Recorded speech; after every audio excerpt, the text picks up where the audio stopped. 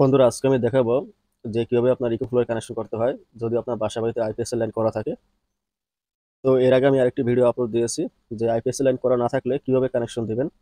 তো আমি ভিডিও করার সুবিধার্থে আগে থেকেই আপনার এই ডায়াগ্রামটি বানিয়েছি। তো ওখানে দেখতে পাচ্ছেন আপনার 4টি রুমের জন্য 4টি সুইচ বোর্ড ব্যবহার করেছি আপনাদের বোঝানোর জন্য, যে রুম 1, রুম 2, রুম 3 এবং রুম 4। তারপর এখানে দেখতে পাচ্ছেন একটি ইকোফ্লো, এখানে আমি ডেল্টা 3 ব্যবহার করেছি। তো আমাদের প্রত্যেকটি মডেলের কানেকশন সেম। এরপরে দেখতে পাচ্ছেন এটি একটি ডিবি বক্স। তো যেহেতু আইপিএস এর লাইনগুলো আপনার ডি বক্সে আসবে, তাই এখানে একটি ডি বক্স ব্যবহার করেছি। এবং এটি হচ্ছে আপনার চার্জিং সকেট। আমাদের এই ইকোফ্লোটি চার্জিং এর জন্য একটি সকেট ব্যবহার করেছি। এবং এই যে কেবলটি দেখতে পাচ্ছেন, আমি যে কানেকশন দিয়েছি প্লাগের সাথে, এটি হচ্ছে 3 পিন প্লাগ। তো এই কেবলটি আমাদের প্রোডাক্টের সাথেই দেওয়া থাকবে। তো আপনাদের বোঝানোর জন্য আমি এই কানেকশনটি করেছি। তো আমি যদি প্রথমে একটু দেখাই যে আইপিএস এর কানেকশনটি কিভাবে করেছি বা কিভাবে করতে হয়। তো এখানে দেখতে পাচ্ছেন একটি 4 গ্যাং সুইচ বোর্ড ব্যবহার করেছি এবং একটি ফ্যান ডিমার এবং একটি 3 পিন সকেট বোর্ড। তো মূলত আপনার সকেট বোর্ডে আইপিএস লাইনগুলো দেওয়া হয় না প্রয়োজন না হলে। প্রয়োজন হলে আপনি দিতে পারেন, সমস্যা নেই, কিন্তু খেয়াল রাখবেন যে যে সকেট বোর্ডে আপনার এই আইপিএস এর লাইন দেবেন সেই সকেট বোর্ডে যেন কোনো ভারী লোড না চলে, যেমন ফ্রিজ, এরপরে এসি, গিজার, রাইস কুকার, এসব যেন না চলে।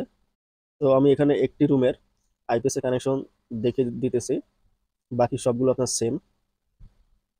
তো এখানে দেখতে পাচ্ছেন আপনার ফ্যান ডিমারের সুইচের একটি টার্মিনালে কানেকশন হবে। মূলত আপনার এই প্রত্যেকটি লাইন হলো ফেজ লাইন। আইপিএস এবং ইকোফ্লো প্রত্যেকটি আপনার ফেজ লাইন টানা হয়। শুধু ইকোফ্লো এর আপনার আউটপুট কানেকশন দিতে গেলে একটি নিউট্রাল দিতে হয়, যেটা আইপিএস এর প্রয়োজন হয় না। তো সেটিও আমি দেখিয়ে দিচ্ছি। তো আগে আমি দেখাচ্ছি যে কিভাবে আইপিএস এর কানেকশন করতে হয়। তো এখানে ফ্যান ডিমারের সুইচের একটি টার্মিনাল থেকে আপনার এই গ্যাং সুইচ বোর্ডে যে লাইটটি ব্যবহার করবেন বা যে সুইচটি ব্যবহার করবেন সেই সুইচের একটি টার্মিনাল কানেকশন দেবেন। এরপরে ফ্যান ডিমারের যে অপর যে তারটি রয়েছে সেটি আপনার ফ্যানের সাথে কানেকশন হবে, অর্থাৎ লোডের সাথে কানেকশন হবে। এবং এখান থেকেও আপনার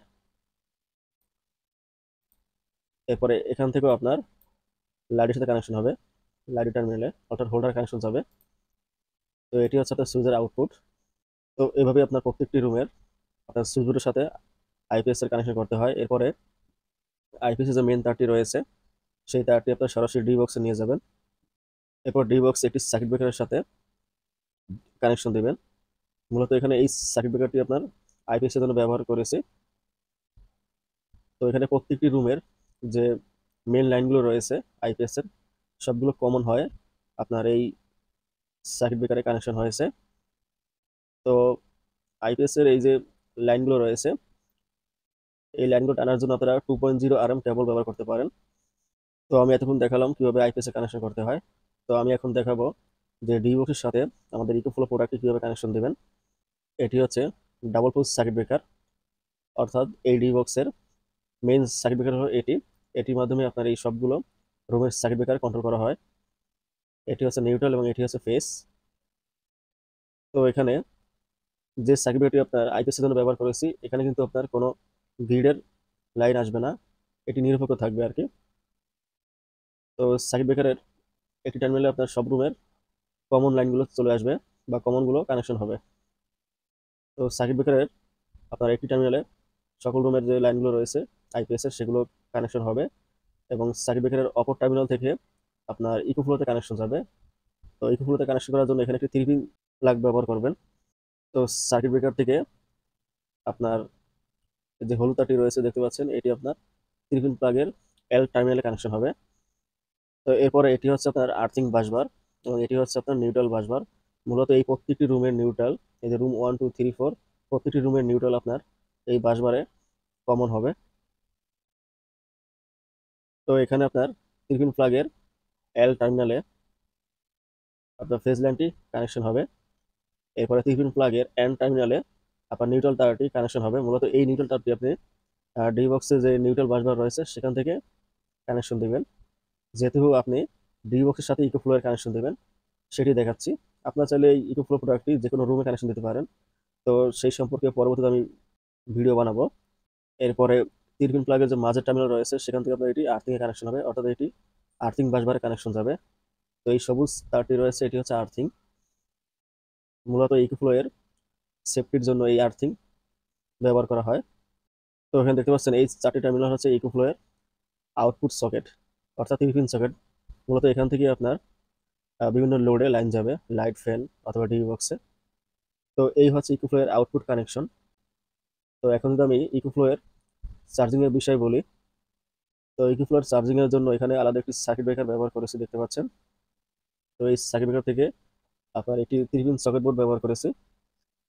তো সকেট বোর্ডের একটি টার্মিনালে আপনার ফেজ ইনপুট হয়েছে, এবং সকেট বোর্ডে যে সুইচ রয়েছে সেই সুইচের অপর টার্মিনাল থেকে আবার এল টার্মিনাল কানেকশন আছে, এটি লুপ তারের মাধ্যমে কানেকশন দিয়েছি।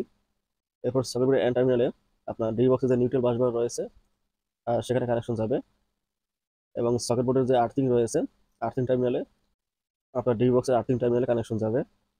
তো চার্জিং ইনপুটের জন্য এই যে তারটি ব্যবহার করবেন এটি আপনার 2.5 অথবা 2.0 ব্যবহার করলেই হবে ফেজ এবং নিউট্রালে, এবং আর্থিং এর জন্য 1.5 অথবা 1.3 ব্যবহার করতে পারেন। যদিও বিএনপিসিতে বলা হয়েছে আপনার যে সাইজের ফেজটা ব্যবহার করবেন সেই সাইজেরই আপনার আর্থিং কেবল ব্যবহার করতে হয়। এখানে যে এই 3 প্লাগটি দেখতে পাচ্ছেন এটি হচ্ছে চার্জিং ইনপুটের জন্য, যদিও এটি আপনার এই প্রোডাক্টের সাথে দেওয়া থাকবে, এটি 3 পিন পট দেওয়া থাকবে, সেটির সাহায্যে আপনার এই ইকোফ্লোটি চার্জিং করবেন। এরপরে আমি যদি দেখাই আপনার সোলার প্যানেল, আমাদের এই ইকোফ্লো প্রোডাক্টটি আপনার 3 ভাবে চার্জ দেওয়া যায়।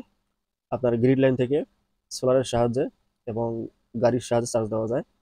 তো আপনি চাইলে গ্রিড লাইন থেকেও চার্জ দিতে পারেন এবং সোলারের মাধ্যমেও চার্জ দিতে পারেন। তো সোলারে কীভাবে কানেকশন দিতে হয় সেটি আমি দেখাচ্ছি। তো এখানে আপনার ইকোফ্লো এর নেগেটিভে নেগেটিভ এবং পজিটিভে পজিটিভ কানেকশন দিয়ে দিলেই হবে, আলাদা কোনো মেশিন বা ইনভার্টার প্রয়োজন পড়বে না। তো এখানে একটি আপনার XT60i কেবল ব্যবহার করতে হবে, অথবা XT60i একটি পোর্ট ব্যবহার করতে হবে এই সোলার কানেকশনের জন্য। এরপর এখানে ইকোফ্লোর যে ব্যাক সাইডে যে এই যে টার্মিনাল দেখতে পাচ্ছেন এটি হচ্ছে এক্সট্রা ব্যাটারি লাইনের জন্য। আপনারা চাইলে এই ডেল্টা থ্রিতে এক্সট্রা ব্যাটারি ব্যবহার করতে পারেন, এতে করে আপনার ব্যাকআপ টাইম বেড়ে যাবে। এরপরে এই হচ্ছে সামনের সাইড। তো এখানে মাঝখানে এটি হচ্ছে পাওয়ার, এবং একটি সুইচ হচ্ছে আপনার এসি আউটপুটের জন্য এবং একটি হচ্ছে ডিসি আউটপুটের জন্য। তো আপনি যদি পাওয়ার দেওয়ার পরে এই সুইচটি আপনার 3 সেকেন্ডের মধ্যে চেপে ধরবেন, তাহলে এটি অন হবে ডেল্টা থ্রি। অন্য মডেলের ক্ষেত্রে আবার ভিন্ন সিস্টেম হয়ে থাকে। তো এই মডেলে আপনার এই সুইচটি 3 সেকেন্ড চেপে ধরলে আপনার এই ডিভাইসটি অন হবে। তারপর এসি আউটপুট, এই সুইচটি কাজ হচ্ছে আপনার এই সুইচটি যদি প্রেস করেন তাহলে আপনার এই যে 4টে আউটপুট রয়েছে, 4টি socket board, 3 pin socket board রয়েছে, তো এখানে কানেকশন যাবে। অর্থাৎ এটি হচ্ছে আউটপুট কন্ট্রোলের জন্য, এটি হচ্ছে এসি আউটপুট কন্ট্রোলের জন্য, এবং এটি হচ্ছে ডিসি আউটপুট কন্ট্রোলের জন্য। এখানে দেখতে পাচ্ছেন দুটি টাইপ সি এবং দুটি ইউএসবি পোর্ট রয়েছে। তো এই 4টি ডিসি পোর্ট কন্ট্রোল করার জন্য এখানে একটি ডিসি সুইচ ব্যবহার করা হয়েছে। এছাড়া আপনার ডিসপ্লেতে চার্জিং ইনপুট কত পার্সেন্ট চার্জ হইতেছে, এরপরে ব্যাকআপ টাইম সবকিছু দেখতে পাবেন। তো এই হচ্ছে আপনার ইকোফ্লো এর সাথে বাসাবাড়ির যে আইপিএস লাইন রয়েছে তার কানেকশন। তো এখানে যে আমি 3 পিন প্লাগ ব্যবহার করেছি, এই প্লাগে আপনার নিউট্রাল অবশ্যই দিতে হবে, এই নিউট্রাল না দিলে কিন্তু আপনার বাসার লোড চলবে না। এবং এই নিউট্রালটি আপনি যেহেতু ডি বক্সে কানেকশন দিয়েছে আমাদের ইকোফ্লোটি, তাই ডি বক্সের নিউট্রাল বাসবার থেকে এই প্লাগে কানেকশন দিলেই হবে। এছাড়া আপনি যদি কোনো রুমে যদি আপনার এই ইকোফ্লোটি কানেকশন করতে চান, তাহলে সেই রুমের যে আইপিএস লাইন রয়েছে এখান থেকে একটি লুপ তার ব্যবহার করে আপনার এই প্লাগে ব্যবহার করবেন। এরপরে এই বোর্ডের যে নিউট্রাল তারটি রয়েছে সেই নিউট্রাল তারটি আপনার এই প্লাগে ব্যবহার করবেন, এবং এই সকেট বোর্ড থেকে আপনার ইকোফ্লোটি চার্জ দিবেন, তাহলেই হবে। তখন একটি রুমের যদি ইকোফ্লোটি বসাতে চান তাহলে প্রত্যেকটি রুমে কিন্তু আপনার ইকোফ্লোর কানেকশন চলে যাবে। তো এই হচ্ছে আইপিএস লাইনের সাথে ইকোফ্লো কিভাবে কানেকশন করতে হয়। তো পরবর্তীতে আমি দেখাবো কিভাবে সুইচ বোর্ডের সাথে ইকোফ্লো এর কানেকশন করতে হয়। তো আজকে ছিল এই পর্যন্তই, ধন্যবাদ।